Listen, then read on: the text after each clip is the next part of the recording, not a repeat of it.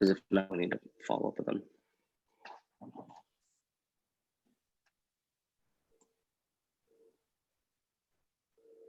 Okay, you're down.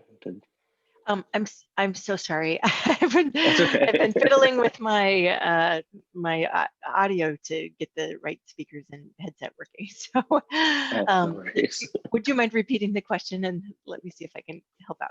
Oh yeah, so I was talking about the last meeting that I was unable to attend.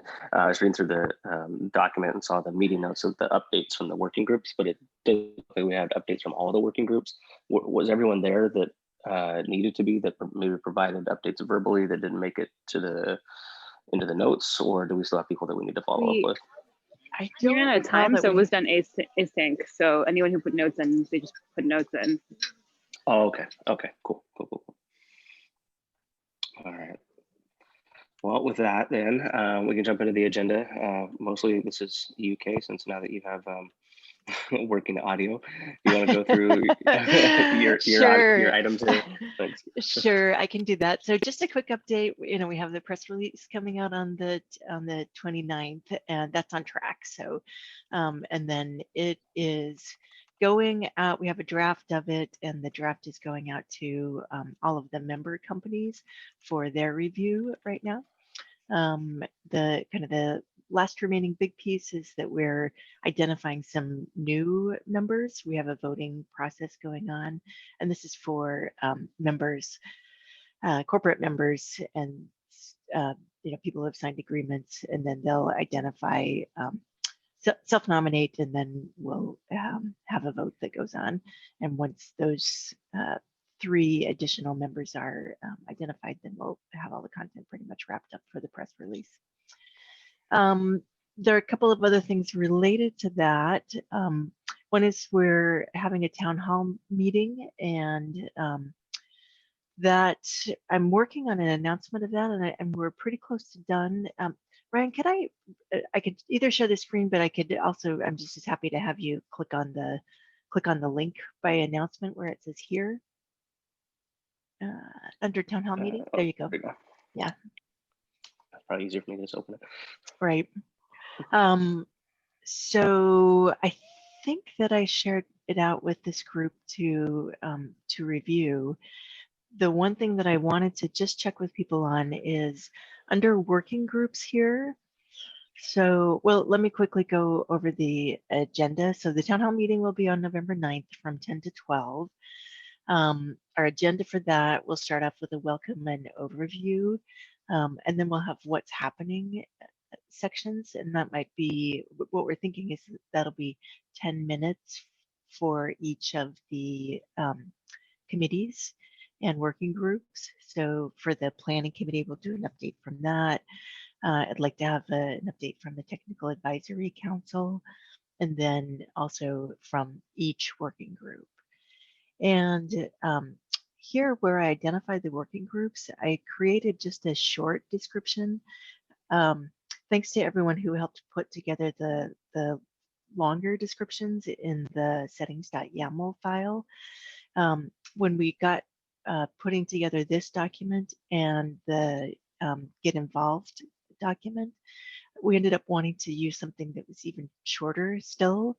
And so I took a pass at abbreviating the working groups, and I'd like to spend just a minute letting people read through those and help me adjust if needed for any of those.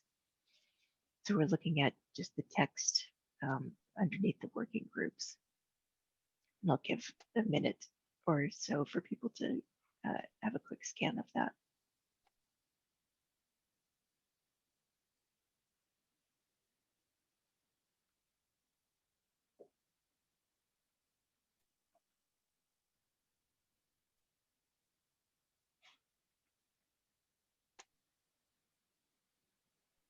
Okay. Okay. Yeah. I had one minor comment on the security tooling. I would just add for OSS. You know, basically the tools don't have to necessarily be open source, but they're intended for analyzing open source, I think is the purpose here. Is that correct? Yeah, so that's in the longer one. I was trying to keep it I was just trying to keep it shorter, so I took out the 4 open source. Is it meaningfully different if I without that? I mean, our group is open source software, so But I think the notion is are the tools exclusively open source or not? And I think my understanding is no, but up to you. If you just use OSS, it's not that long, but up to you. Either way is short. Are we just talking about the blurb next to the bullets? yeah. Yeah, I think shorter's better there. I like it as is. Okay. Are you?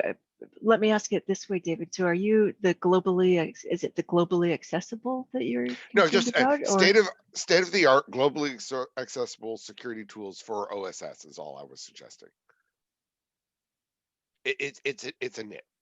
I'm not okay? gonna worry. I am not focused on that. You asked for comments, I send a comment. Thank you. I appreciate that comment. Okay. Anything else? Anyone? Ryan, you have maybe the best idea of any of us of all those groups. Do you think am I Yeah, capturing I think or misleading anywhere? no, I think for a short, succinct description, these are pretty accurate. So. Okay. All right, good. So we'll get this announcement out later today, and we're also going to, so I'll send it to the announce mailing list. We're going to put up a blog post for it, and we'll also do send a tweet out from the OpenSSF Twitter account, and then we also would encourage, anyone, and we have a note down at the bottom of this announcement. We'll encourage anyone here or any of our members to feel free to share this information as well. So retweet it with others and drop it on your what is that? Your LinkedIn profile. So we'd like to get as many people as we can to the meeting. Okay, that's what I have there. Unless there are any questions. All right. So next is our Get Involved page, and we have already updated the, Ryan, if you don't mind clicking on the link to the website for starters, the Get Involved. So we've changed the button at the top right of the screen. It used to say join, and now it says Get Involved. And then the page also has the title Get Involved. And the next step that we'll do is updating the content of the page so that it's richer. And it'll still point off to other places, but we'll provide a little more detail here. So now if you can go back to Ryan and open up the draft. Yeah, quick question on this one. I know Sure. we're still figuring this out, but once we have sort of funding and how we're going to do that and sponsorship, whatever, will that go on this page as well? Yeah, it will. We'll probably have a link from this page to something that's more detailed. I'm not sure. It should go here. Lindsay might. Yeah, we can either build it out to be 2 separate pages, Ryan, or we can consolidate it and update the content to be a little bit more robust as far as like what the membership levels are, the offerings for those levels, etc. And there's like other projects with a ton of different examples that we can kind of draw inspiration from. So we can take that one of 2 ways, but we can definitely update, augment that best suits us. Okay, yeah, that sounds good. Okay, all right. And then if you click on the draft button, so down under web, so the top of this, I just had the goals while we're updating it. And then under website, under that dashed line, is a draft of the text for that. So we'll be adding more information about individuals. So membership is open to everyone. We're organized into technical and advisory activities.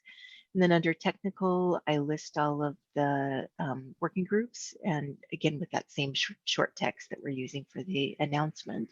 And then I have links to each of the working groups. And then I also list the Technical Advisory Committee and the Governing Board Planning Committee. And then for organizations, that we have just a little more information, not a ton, but we're saying organizations can join the OpenSSF as members. Membership allows organizations to showcase support for open source security and provide funding. I'm not sure if I'm saying this right now, or if we even want to say this. So in this interim, let me finish reading it, and then we'll come back to where my concern is, and y'all can help me think about how to say this. And provide funding via Linux Foundation membership for the development and adoption of OpenSSF initiatives. If you're interested in joining, please review the documents. And then we have a link to the corporate membership document.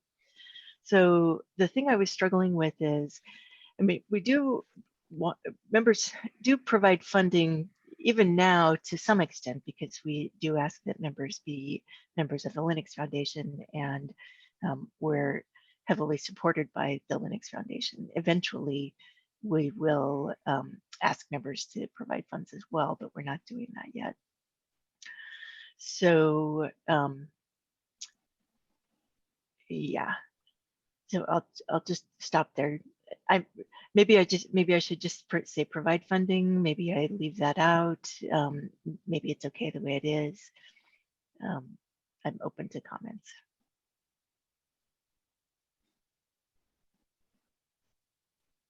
I mean, if you're concerned about funding, I can see why you would be, especially with where we're at right now.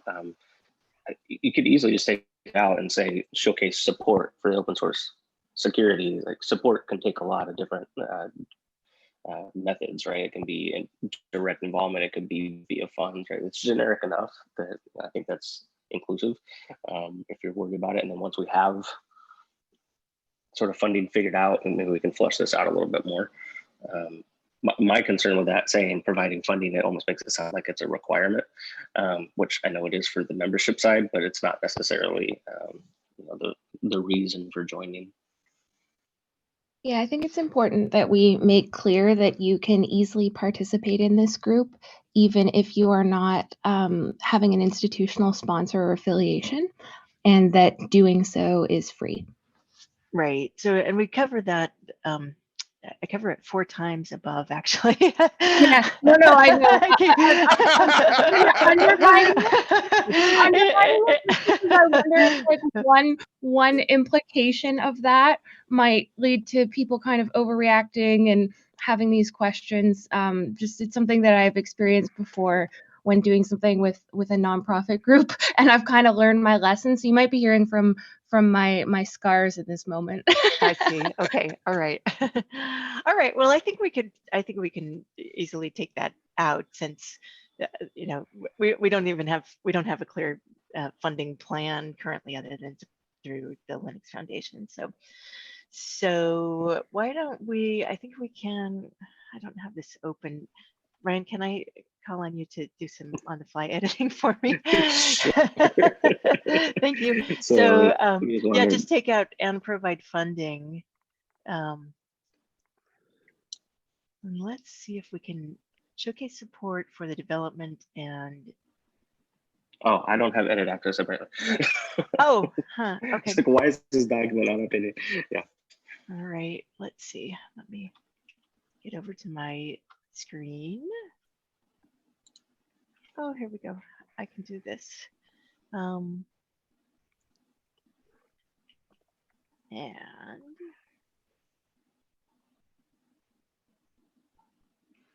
we'll do something like that.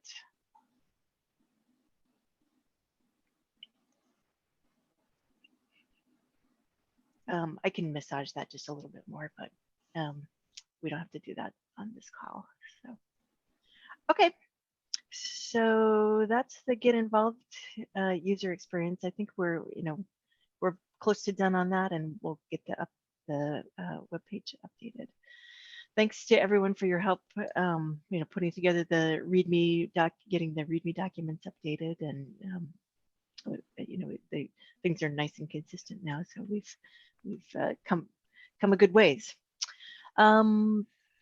let's see. So security community governing board representative. Lindsay, do you have any updates on that? Do we have, do we know, do we have some nominees now? Is there more we need to do? I believe Ryan or Jennifer has the ownership rights to that form. I think it's That's right. true. Yeah, let me pull up really quick.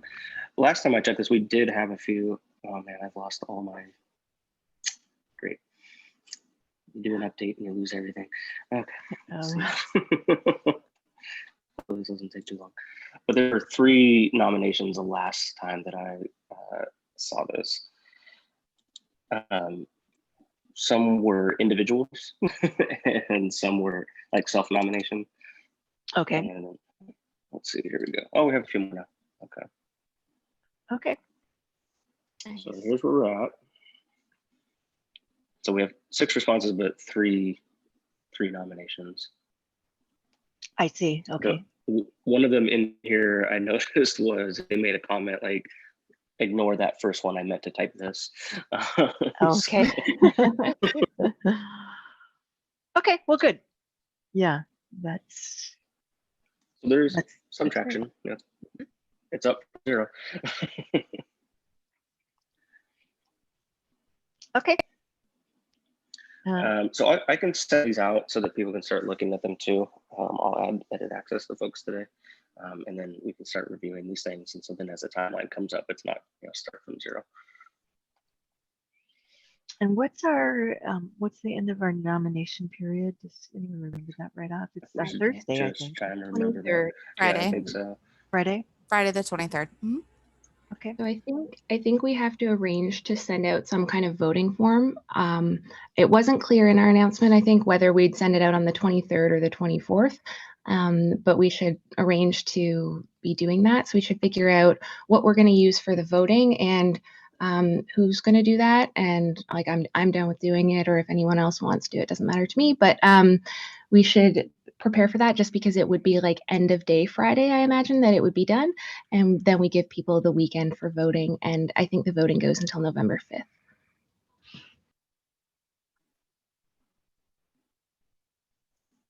I think. Yes, I was just looking at the calendar. That sounds right. I think it was November 5th that we said as well.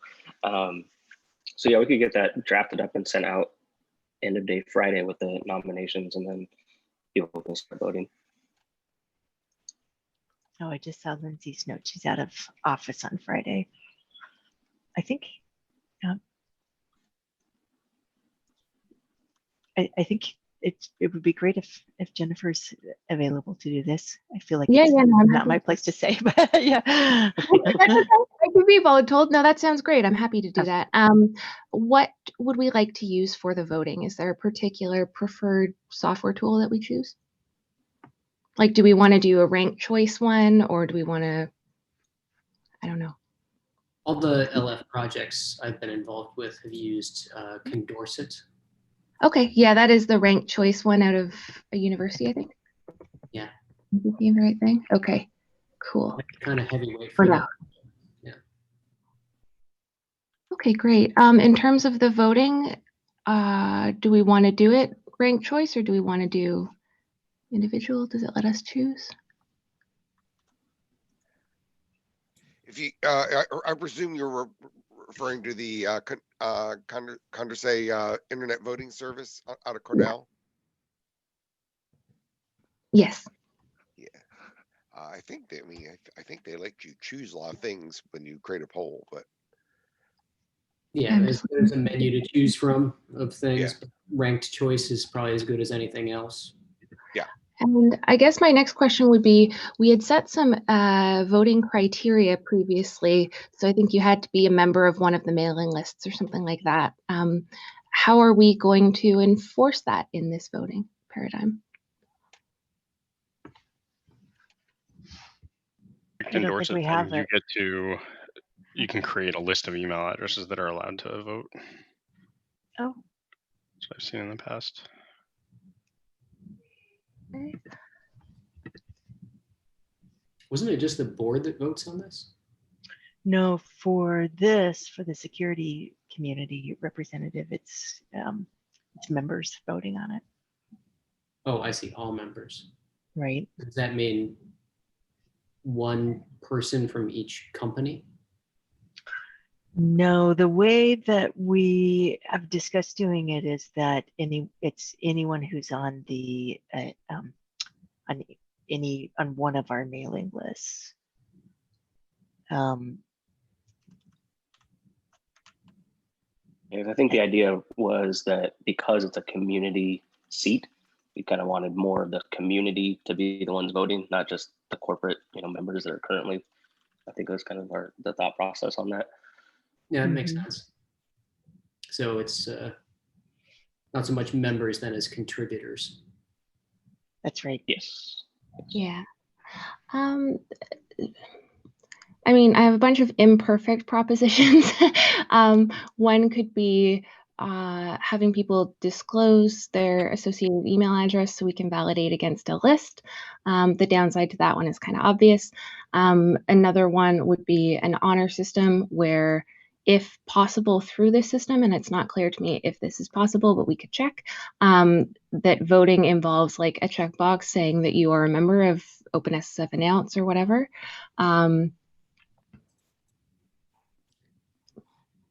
Plus an infinite number of other solutions I haven't proposed that are probably better. I mean, in some sense, if you're voting, presumably you're a member. So in Hyperledger, they just finished up the annual community vote there, and I know that the LF staff that organized that has a very elaborate process for sort of permissioning the voting list. So I could point you to somebody there if that would be helpful. Yeah, that could be good. I think it's not too, at least to me, it's not too much to ask people to put in their email alias and then when they vote, and then we can check that against our member list if the tool allows that. Yeah. Yeah, I think we kind of discussed this in the issue already, right? We were going to collect a list of all the names, share that, make sure everyone was on it, and then just use that as the invite list for Condorcet. Does that miss something here? Yeah, I guess that is a pretty elegant solution. I mean, if the requirement, if to vote, you have to receive the link, and the only place we send the link is the alias that represents all of the people that are eligible to vote, that actually makes a lot of sense. I think it's a little more subtle. Condorcet does the emailing for you. So you give them the list of people and then they send all those people the right link.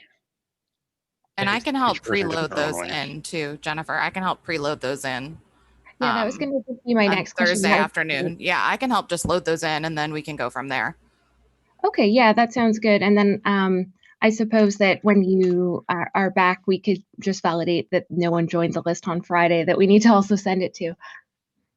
Yeah, I think right now we're looking at about, I think between 60 to 70 folks. So it's not a massive list that we'd be looking at if we do need to do a little bit of auditing within there. Okay, that sounds good. So should we just coordinate separately on that one? Absolutely. All right, everyone, I think we got this under control. It may be imperfect, but I think it will be pretty good. It will allow for some voting. So. By the way, I've snuck great. into the notes some information and links. Thank you so much. Does Condorcet, do they validate? So I know that they're going to send the original emails out. Does everybody get a unique link? Or is it just one generic link that everybody gets to the list? It's unique. It is unique. Part Okay, of cool. that's part of the criteria. So who can hack and get more votes will be our director. Yeah. By the way, I have not done I have not done any analysis of their security and so on, but I did notice they have a page about it. So I snuck that in there, and I suspect for several of us, that's going to be our bedtime reading. I've long since learned my lesson that I tend to make statements like, submitting malware as a part of your application will result in disqualification. This is not your exploits. Otherwise, I'd be scared to open my email every day.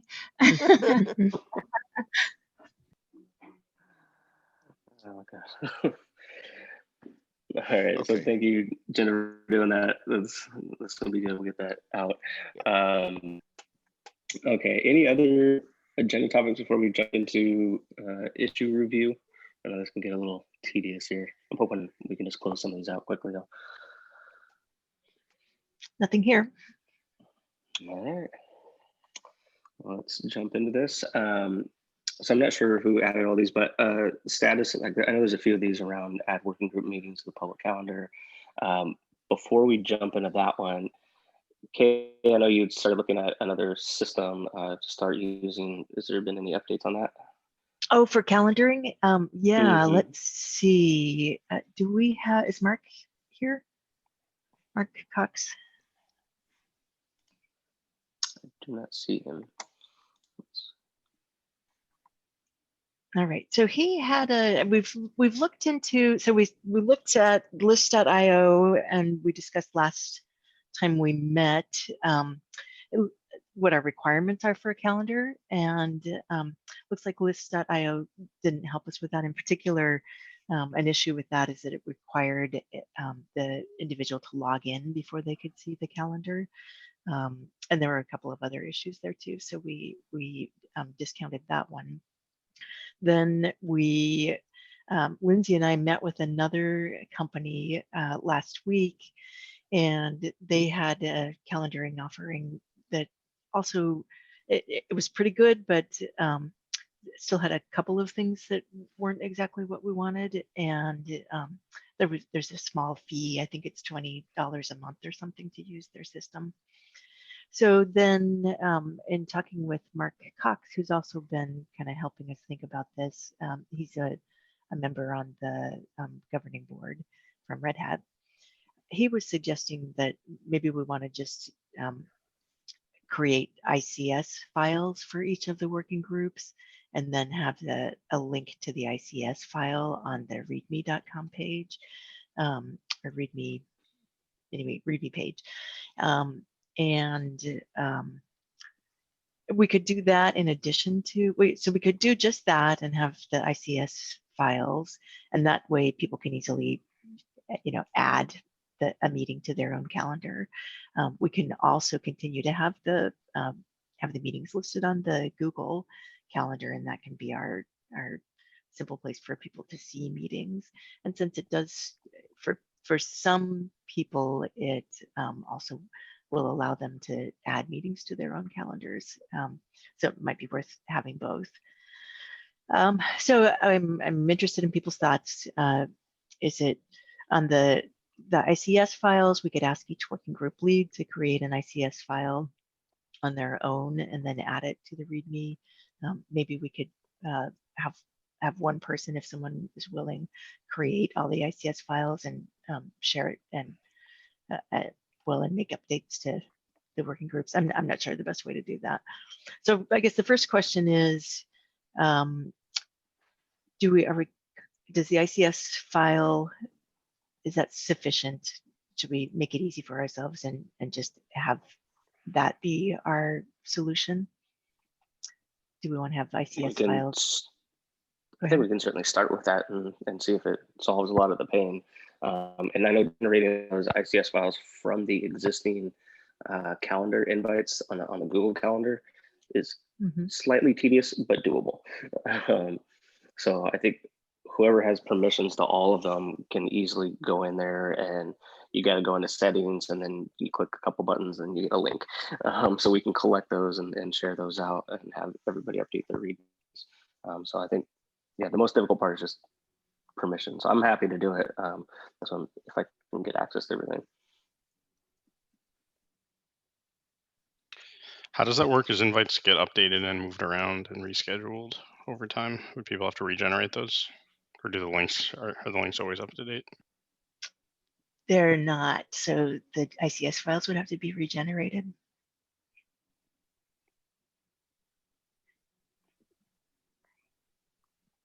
Yeah, so if we have one-off meeting changes and things, people aren't going to get those updates, unfortunately. But if you're already an attendee, hopefully you're on one of the lists as well. So something got moved, they could email that out as sort of a workaround. But yeah, we don't get the automatic syncing, unfortunately.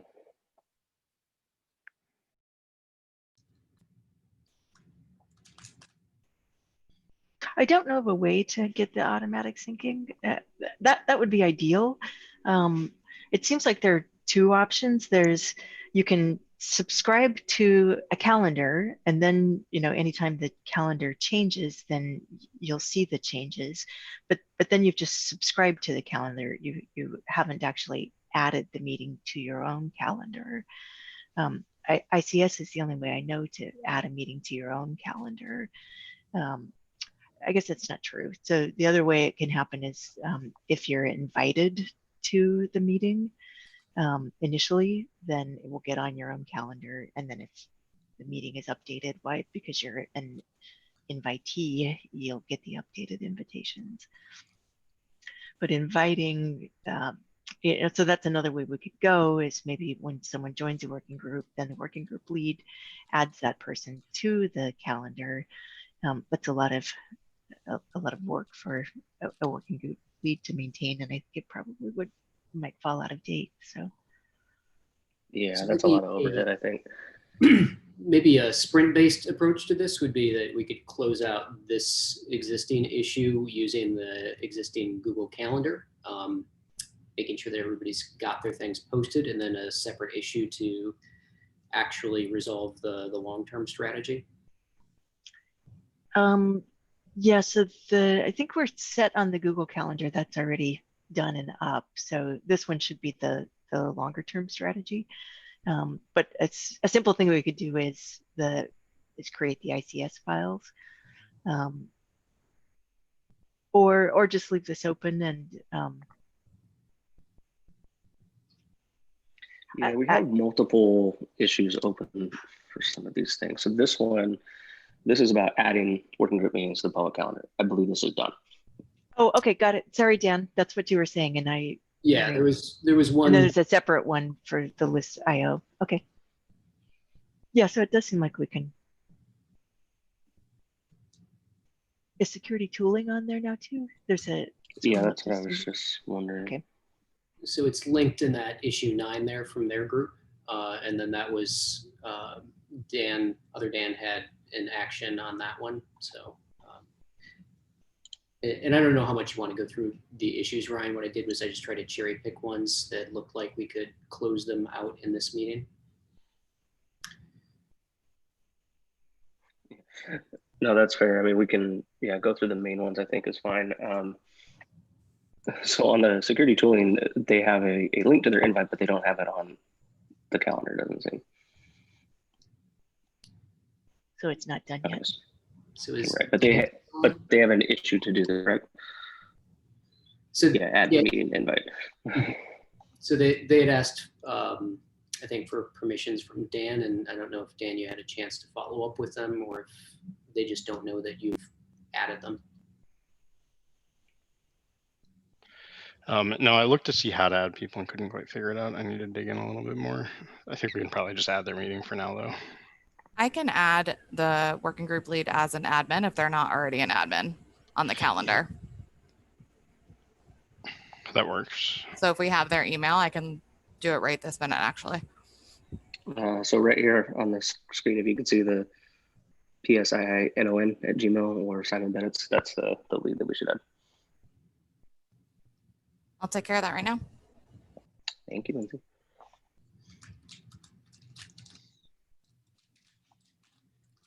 And then sort of the meta issue on the bullet above this in the agenda is whether you want to assign owners or assignees, might be the right term.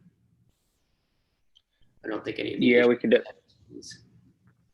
Some of them do, some of them don't. So let's go through these top level ones really quick and kind of see where we're at for time.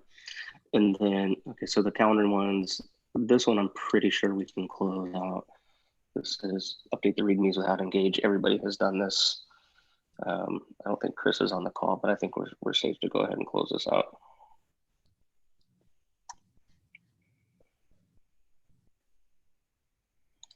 And then where's the So does somebody have permission to do that? Not sure if I do. Oops.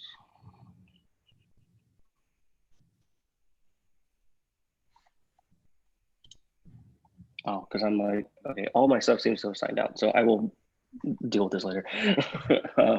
I can look at it. If I can't close it out, I'll assign it back to Chris or ping him.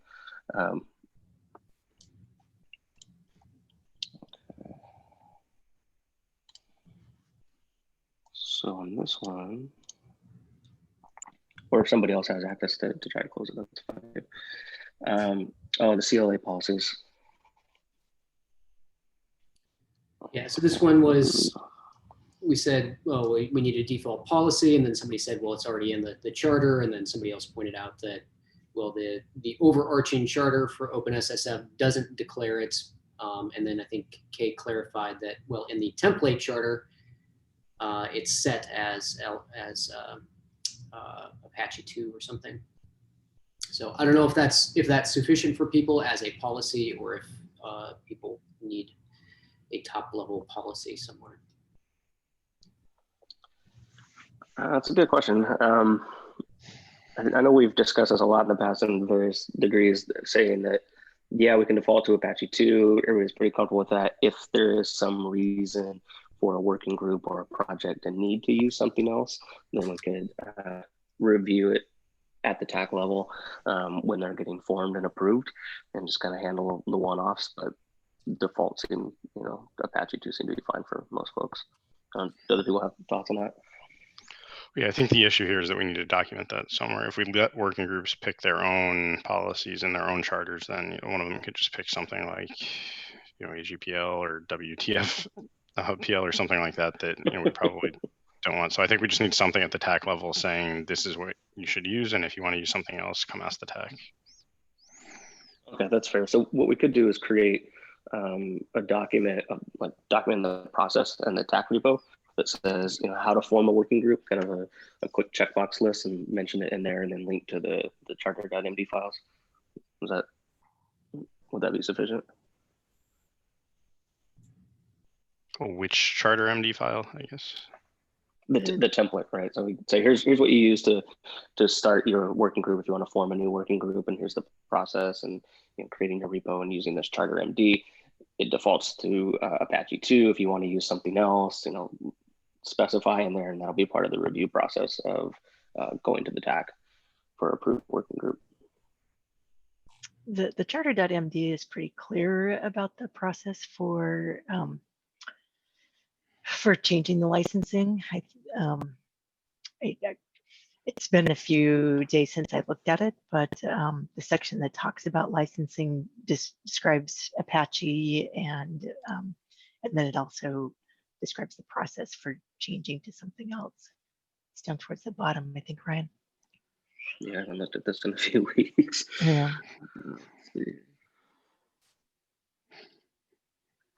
Further still, there's a section on licensing. Section maybe it's the intellectual property, yeah. So I think the potential issue is just that the working groups are, or may feel free to customize this, because like a lot of the governance language in here about having like a technical steering committee and all that is kind of maybe heavyweight. So it's pretty heavy-handed for a lot of the working groups, yes. Right. So specifically here, section 6C says the TSC may approve the use of an alternative license. That refers to the TSC of the working group, not this TAC. So this charter.md is kind of invalid, I guess, already, because we want the TAC to be approving these things. Actually, it's the governing board has to approve. So the last sentence of 6C, license exceptions must be approved by a 2/3 vote of the entire governing board.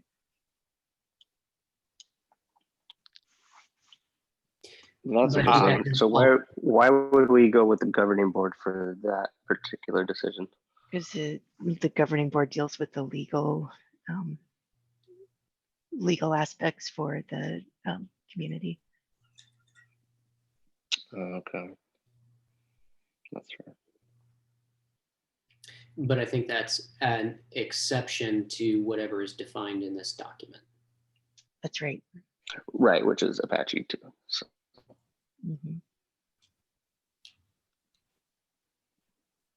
So I think it's, you know, the Charter MD is clear. It defines the license and it you know, identifies what needs to happen if someone wants to use an alternate license, alternative license. Maybe the only remaining question is, you know, for any new working group, is it required that they, you know, fill out this Charter MD? And or does it, maybe the right way to say it, does it automatically get pre-populated into the repository? In the past, it has been dropped into the repository for each new working group. So yeah, so if you use the template to generate your repo, this will automatically be part of it.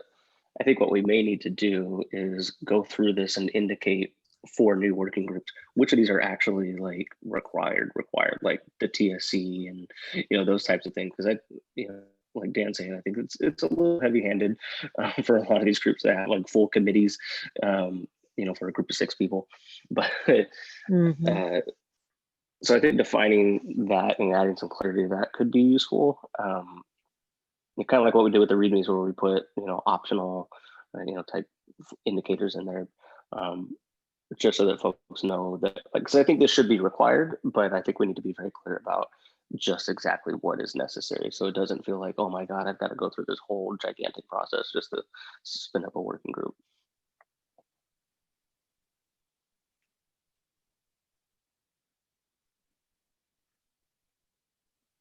yeah, that makes sense to me. Dan Lawrence, you've had experience with this before, with these templates like this, I think. I mean, sort of. I think, yeah, I think these kind of got copied into some of the repos and nobody's really looked at them or touched them or changed them yet. So they all have these placeholders like the mission is to mission statement. So I don't think any of them are actually in a decent adopted working enforced state right now. And I don't think that even if we tried to, for most of the working groups, they could form a TSC with voting and elections of itself. So All right, so I don't really know what we want to do here. I think this information here, I think, is useful when a working group reaches a particular size phase. You know, having that level of coordination, I think, makes sense. But for what we have right now of all the current working groups, the fact that we have like a lead and a co-lead seems to be pretty reasonable for everybody.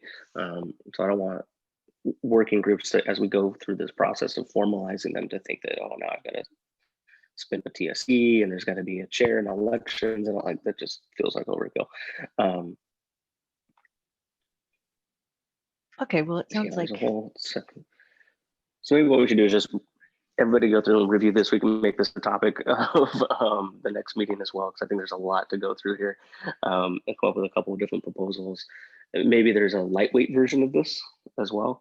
So I think this ties into the phases that we need to define as well. Like, what is a working group approved? Is it graduated? You know, all these different phases, and there could be something around like the size of the working groups that we have now and the scope of them. Use a lighter weight version of this, and then there's some line in the sand that we say, once you hit this point, you're going to need to use this other template and actually have these types of things. Lindsay, do you know if the LF has a lighter weight template? So I know, like, I think some of the other groups in the LF use not quite a template. They just have like a set of requirements they look for in sub-project governance. Like the CNCF just says you have to have defined governance that is open. I think that they've clarified it recently, but like BDFL was not allowed. You couldn't, you know, have a project with one person in charge of it for life and get into the CNCF. So they just kind of had requirements, but they allowed projects to come up with whatever they wanted that fit those requirements. for us, I don't know what those would look like, but just making sure people have something written down that we're happy with seems like a good start. Yeah, agreed. Yeah, and I think this document was really meant to be that starting point for groups to do that. But looking at it, like it's pretty elaborate, right? I think replacing section 2 and 3 is probably the easy thing to then just put a section where they can define, each working group can define their governance model like you're talking about as they see fit. They clearly define who the lead is, and if there's a co-lead, and then the other relevant topics, and then whatever their model is, and then these technical steering committees become optional for larger working groups.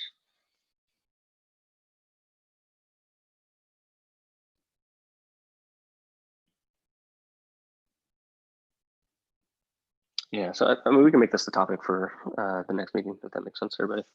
Yes. Sounds good. I can annotate the issue that the default should be interpreted to be Apache 2, but the actual way that we communicate that policy is still open. So this particular issue would be open, and then we've got a separate issue or two for the charter in its entirety, which sounds like what you want to cover. Yeah, okay, that sounds good. Thanks, Dan. All right, let's go through these last two here. We got a few more minutes. So this is the one that we actually talked about with Kay's items, so we might be able to skip this one because it sounds like it's still open. Yep. Yeah, it's still open. And then, let's see, what's this one? Oh yes. Okay. So this is something I mentioned to Lindsay about this a while ago. So this is basically saying we have new members that come in, right? And they're not automatically made members of the OSSF organization on GitHub. So we definitely need a process for this. I don't think it should be let's just ping one of the admins of the organization and add them. I think it'd be a lot easier if during that whole flow of signing up new members, we collected a list of GitHub IDs that can automatically be added to that. Lindsay, you have any thoughts on that about how we could kind of streamline this? So I have been, as new members have come in, I've added that as one of the engagement points, like in addition to sign up for the mailing list, all of that. And I've requested GitHub IDs. However, I've not received any. So that is one step in the process, but I think folks don't realize initially that they need to provide that until they're trying to get in. So there may be another tactic that we need to deploy here. Oh, that's fair. All right, so what we could do then as well is have linked in one of the other repos for or in the getting started, actually, maybe Kay, we could add it there, or how to get involved and to join. We could have a link that they can request access to the organization, and one of the admins can go ahead and grant that for them, rather than having to ping one off like this to get it set up.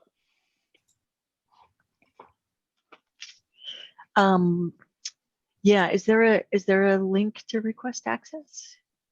So Maybe I was just trying to think that I don't think there is. I don't think GitHub has a way to just say, hey, I want to be, request access to this. I think there's going to be a list of admins, or what we could do is set up, we could set up so that issues could be created and then assigned every time somebody needs access to it. It's a little slow, but it's just one of two things. One, which is either create a template issue that anyone can fill in, and to your point, gets auto assigned to someone. Alternatively, I would suggest that if we're only onboarding organizations that we're concerned about, then every time you onboard an organization, create a team with the organization giving somebody access to that team, add the team to our org, and then they can add anybody from their org to that team, if that makes any sense. Oh, that's yeah, because then they kind of self-manage it. I like that approach. I think we would need that plus a way because not everyone is going to be in an organization. Totally. Yeah, I think you need both. But when I onboard someone, I can offer them to do that and create a team for them. Yeah, that would be great. So if we do that, and then we can create a template issue as well for individuals to get added if necessary. So I can do that as part of this, and then once I get that done, I'll close this out. So Okay, yeah, and if you want me to look at putting it in and then get involved, why let's talk about that. But you know, after you've created the issue or decided what the process is. yeah, that'd be perfect. Yeah, that'd be great. Okay. Oh, and then David added, so that's it for the GitHub issues that we had listed in here. And then David asked, do we want TAC to review each working group charter? Yes. So once we have that, the finalization of the process of sort of approving all of them, we should definitely go, that'll be part of that we go through. I know I have the responsibility to do that. I've been behind, I was out last week and yesterday. So I'll be taking a look at that today and possibly tomorrow. So hopefully within the next few days, we'll have some more clarity on that, and then we can get that process rolling by the next meeting. But yes, we definitely want to do that. And I believe there is an issue for this already. Yeah, should we create an issue under the TAC for each of the working groups, knowing so they know that, oh, that's something we're expecting? Or oh, that's true. Yeah, that would be a good way to do it, to track it. Yeah, because we have a larger Uber issue, but yeah, having individual ones I think would be useful. Okay. How's this? I know how to push the buttons and create issues. So if I create one, so if I create an issue under the TAC one for each working group, and I don't know exactly how to assign it, but at least it will be then tracked as something that needs doing. If you get them created, I can assign them to the appropriate people. Fabulous. Working together. I like that. Happy to do it. Did you want an issue in each working group and then a mega issue in the TAC that just references each of those individually with like a checklist or something? No, I was going to create one issue for each working group, and then I think Dan's just going to assign it to the lead, and then we'll declare victory. Okay. That works. And just to be clear, it's Ryan that will be assigning it. So since we're recording. Fair enough. Sorry. Yeah, sorry. That's all right. No worries. Okay, so we've got 3 minutes left here. Is there any other issues that somebody wants to discuss real quick, or I'm happy to give people 3 minutes of their lives back today. We still have the pending thread about what we're doing with the best practices thing. I don't think we need an answer right now, but it seems like there's still confusion about what the next step is, and the working groups are still confused. What exactly are we waiting for to make that decision? I think we proposed just going to a vote now. Did that get discussed at the previous meeting? So I think what you suggested last time, Dan, was that they should provide their charters, and then the TAC would evaluate whether the best practices fit there, or whether the CII fit there based on an approved charter, which is a longer term thing. It'd be totally cool with me if you just voted on it now too, but. Yeah, I think from my perspective, it seems like most people know what each of those working groups currently do and what their objectives are. If not, then yeah, maybe we should have them write it down for everybody. But is there any objection to just going ahead and starting a vote on it? It works for me. I have a concern. My concern is that we're going through an activity right now in the which group, the Identifying Security Threats Working Group, where we're looking at security best practices plus the dashboard, the security metrics dashboard, plus that is another security scorecard effort that Dan and Kim from Google have been working on.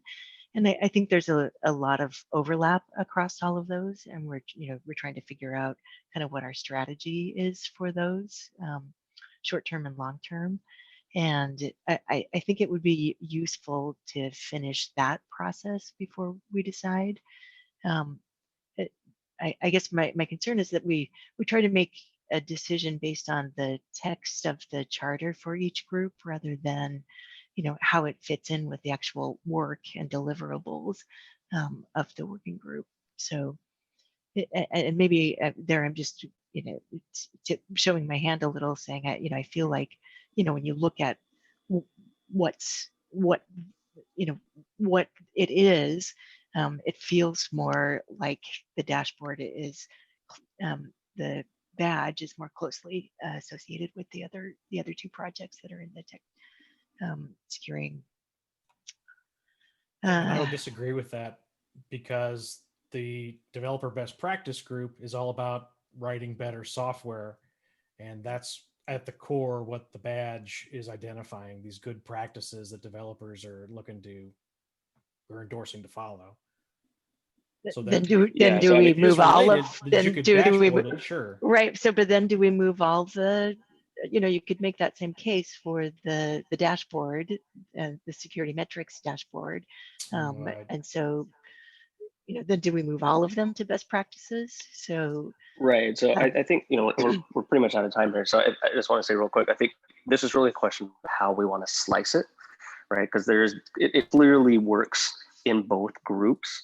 It's a matter of how we're going to define, and I think, Kate, this to your point as well, is to say, what are the actual deliverables of each group? I have my own opinion on this, actually. I actually think part of this should be split a little bit. So how about we do this? What if we come up with a proposal? I'm happy to start it. I feel like I know both working groups pretty well, and say that it's either going to be all in one group or the other, or there's some coordination of effort between the two and define what those specifically are. And then that's how we divide it up.